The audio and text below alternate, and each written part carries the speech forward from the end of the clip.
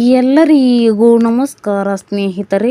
ಕೊನೆಗೂ ಇಂದು ಪಿಎಂ ಕಿಸಾನ್ ಸಮ್ಮಾನ್ ನಿಧಿ 22ನೇ ಕಂತಿನ ಹಣ ದೇಶದ ಒಟ್ಟು 9 ಕೋಟಿಗಿಂತಲೂ ಅಧಿಕ ರೈತನ ಬ್ಯಾಂಕಿನ ಅಕೌಂಟ್ಗೆ ಜಮಾ. ಹೌದು, ಇಂದು ಅಸ್ಸಾಂನಲ್ಲಿ ನಡೆಯಲಿರುವ ಕಾರ್ಯಕ್ರಮದಲ್ಲಿ ಪ್ರಧಾನಿ ಮೋದಿಯವರು ಪಿಎಂ ಕಿಸಾನ್ ಸಮ್ಮಾನ್ ನಿಧಿ 22ನೇ ಕಂತಿನ ಹಣವನ್ನು ಜಮೆ ಮಾಡಲಿದ್ದಾರೆ. ಪಿಎಂ ಕಿಸಾನ್ 22ನೇ ಕಂತಿನ ಹಣ ಬಿಡುಗಡೆಗೆ ದಿನಾಂಕ ಫಿಕ್ಸ್ ಆಗಿದೆ. ದೇಶದ ಕೋಟ್ಯಾಂತರ ರೈತರು ಜಾತಕ ಪಕ್ಷಿಯಂತೆ ಕಾಯುತ್ತಿದ್ದ ಪ್ರಧಾನಮಂತ್ರಿ ಕಿಸಾನ್ ಸಮ್ಮಾನ್ ನಿಧಿ 27ನೇ ಕಂತಿನ ಹಣ ಬಿಡುಗಡೆಗೆ ಮುಹೂರ್ತ ನಿಗದಿಯಾಗಿದೆ. ಹೌದು, ಇಂದು ಮಾರ್ಚ್ 13ರಂದು ಅಸ್ಸಾಂನ ಗುವಾಹಟಿಯಲ್ಲಿ ಪಿಎಂ ಮೋದಿಯವರು ಪಿಎಂ ಕಿಸಾನ್ ಸಮ್ಮಾನ್ ನಿಧಿ 22ನೇ ಕಂತಿನ ಹಣವನ್ನು ದೇಶದ ರೈತನ ಬ್ಯಾಂಕಿನ ಅಕೌಂಟ್ಗೆ ಬಿಡುಗಡೆ ಮಾಡುತ್ತಿದ್ದಾರೆ. ಪಿಎಂ ಕಿಸಾನ್ ಅಧಿಕೃತ ವೆಬ್ಸೈಟ್ನಲ್ಲಿ ಕೊಟ್ಟಿರುವಂತಹ ಮಾಹಿತಿ ಪ್ರಕಾರ ಪ್ರಧಾನಿ ಮೋದಿಯವರು ಅಸ್ಸಾಂನ ಗುವಾಹಟಿಯಲ್ಲಿ ನಡೆಯಲಿರುವ ಬೃಹತ್ ಕಾರ್ಯಕ್ರಮದಲ್ಲಿ ರೈತರ ಬ್ಯಾಂಕಿನ ಅಕೌಂಟ್ಗೆ ಹಣವನ್ನು ವರ್ಗಾವಣೆ ಮಾಡಲಿದ್ದಾರೆ. ಹಾಗಾದರೆ ಯಾವಾಗ ಹಣ ಬರುತ್ತೆ, ಎಷ್ಟು ಹಣ ಬರುತ್ತೆ ಅಂದರೆ ಸ್ನೇಹಿತರೆ, ಇಂದು ಮಾರ್ಚ್ 13ರಂದು ಸಂಜೆ 5 ಗಂಟೆಗೆ ಗುವಾಹಟಿಯಿಂದ ಡಿಬಿಟಿ ಮೂಲಕ ನೇರವಾಗಿ ಅರ್ಹ ರೈತರ ಬ್ಯಾಂಕಿನ ಅಕೌಂಟ್ಗೆ ತಲಾ 2,000 ರೂಪಾಯಿ ಹಣ ಜಮೆಯಾಗಲಿದೆ. ಈ ಸ್ಕೀಮ್ ಅಡಿಯಲ್ಲಿ ಕೇಂದ್ರ ಸರ್ಕಾರವು ಪ್ರತಿ ವರ್ಷ ರೈತರಿಗೆ ಒಟ್ಟು 6,000 ರೂಪಾಯಿ ಹಣವನ್ನು, ಈ ಮೊತ್ತವನ್ನು ತಲಾ 2,000 ರೂಪಾಯಿಗಳಂತೆ 3 ಸಮಾನ ಕಂತುಗಳಲ್ಲಿ ರೈತನ ಅಕೌಂಟ್ಗೆ ಡಿಬಿಟಿ ಮೂಲಕ ವರ್ಗಾವಣೆ ಮಾಡುತ್ತಿದ್ದಾರೆ. ಈ ಹಣವು ರೈತರಿಗೆ ರಸಗೊಬ್ಬರ, ಬಿತ್ತನೆ ಬೀಜ, ಕೃಷಿ ಉಪಕರಣಗಳು ಸೇರಿದಂತೆ ವಿವಿಧ ಕೃಷಿ ಅಗತ್ಯಗಳನ್ನು ಪೂರೈಸಿಕೊಳ್ಳಲು ನೆರವಾಗುತ್ತಿದೆ. ಈ ಹಿಂದೆ 21ನೇ ಕಂತಿನ ಹಣವನ್ನು ನವೆಂಬರ್ 19, 2021ರಂದು ತಮಿಳುನಾಡಿನ ಕೊಯಂಬತ್ತೂರಿನಲ್ಲಿ ನಡೆದ ಕಾರ್ಯಕ್ರಮದಲ್ಲಿ ಪಿಎಂ ಮೋದಿಯವರು ಲಾಂಚ್ ಮಾಡಿದ್ರು.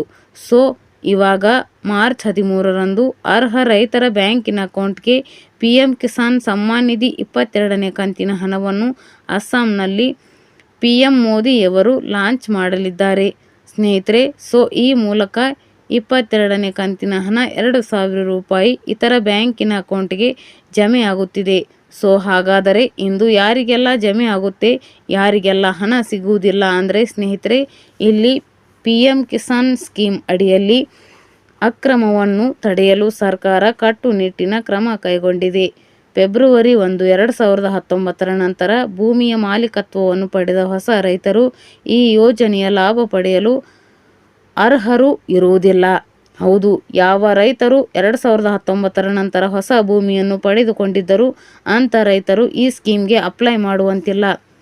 ಜೊತೆಗೆ ಒಂದೇ ಕುಟುಂಬದ ಒಂದಕ್ಕಿಂತ ಹೆಚ್ಚು ರೈತರು ಈ ಸ್ಕೀಮ್ಗೆ ಅಪ್ಲೈ ಮಾಡುವಂತಿಲ್ಲ. ಅಂದರೆ ಪತಿ ಮತ್ತು ಪತ್ನಿ ಅಥವಾ ಮಕ್ಕಳು ಈ ಸ್ಕೀಮ್ಗೆ ಅಪ್ಲೈ ಮಾಡಿ ಹಣ ಪಡೆಯುವಂತಿಲ್ಲ. ಅಂಥವರ ಹೆಸರನ್ನು ಈ ಪಟ್ಟಿಯಿಂದ ತೆಗೆದುಹಾಕಲಾಗುತ್ತೆ ಸ್ನೇಹಿತರೆ.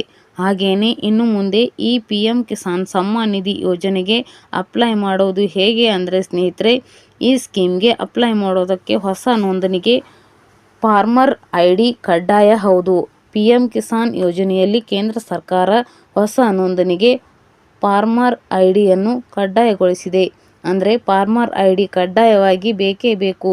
ಹೌದು, ರೈತರ ನೋಂದಣಿ ಕಾರ್ಯ ಪ್ರಾರಂಭವಾಗಿರುವ ಕರ್ನಾಟಕ, ಆಂಧ್ರಪ್ರದೇಶ, ಅಸ್ಸಾಂ, ಬಿಹಾರ್, ಛತ್ತೀಸ್ಗಢ, ಗುಜರಾತ್, ಕೇರಳ, ಮಧ್ಯಪ್ರದೇಶ, ಮಹಾರಾಷ್ಟ್ರ, ಒಡಿಶಾ, ರಾಜಸ್ಥಾನ್, ತಮಿಳುನಾಡು, ತೆಲಂಗಾಣ ಮತ್ತು ಉತ್ತರ ಪ್ರದೇಶ ಸೇರಿದಂತೆ ಒಟ್ಟು 14 ರಾಜ್ಯಗಳಲ್ಲಿ ಹೊಸದಾಗಿ ಅರ್ಜಿ ಸಲ್ಲಿಸುವ ರೈತರು ಫಾರ್ಮರ್ ಐಡಿಯನ್ನು ಕಡ್ಡಾಯವಾಗಿ ಕೊಡಲೇಬೇಕು ಸ್ನೇಹಿತರೆ. ಇನ್ನುಳಿದ ರಾಜ್ಯಗಳಲ್ಲಿ ನೋಂದಣಿ ಕಾರ್ಯವನ್ನು ಇನ್ನೂ ಶುರುವಾಗದ ಕಾರಣ ಈ ಜಿಲ್ಲೆಗಳಿಗೆ ಐಡಿ ಕಡ್ಡಾಯವಿಲ್ಲ. ಕೇಂದ್ರ ಸರ್ಕಾರದ ಈ ಮಹತ್ವದ ಯೋಜನೆಗೆ ಸಣ್ಣ ಮತ್ತು ಅತಿ ಸಣ್ಣ ರೈತರಿಗೆ ತುಂಬಾ ಅನುಕೂಲ ಆಗುತ್ತಿದೆ. ಇಷ್ಟು ದಿನ ಪಿಎಂ ಕಿಸಾನ್ ಸಮ್ಮಾನ್ 21ನೇ ಕಂತಿನ ಹಣವನ್ನು ಪಡೆದು 22ನೇ ಕಂತಿನ ಹಣ ಯಾವಾಗ ಬರುತ್ತೆ ಅಂತ ಇದ್ದವರಿಗೆ ಇಂದು ಮಾರ್ಚ್ 13ರಂದು ಸಂಜೆ 5 ಗಂಟೆಗೆ ಅಸ್ಸಾಂನ ಗುವಾಹಟಿಯಲ್ಲಿ ಪಿಎಂ ಮೋದಿಯವರು ರೈತನ ಬ್ಯಾಂಕಿನ ರೂಪಾಯಿ ಡಿಬಿಟಿ ಮೂಲಕ ವರ್ಗಾವಣೆ ಮಾಡುತ್ತಿದ್ದಾರೆ. ಈ ಮಾಹಿತಿ ರೈತರಿಗೆ ಭರ್ಜರಿ ಬಂಪರ್ ಗುಡ್ ನ್ಯೂಸ್ ಅಂತ ಹೇಳಬಹುದು.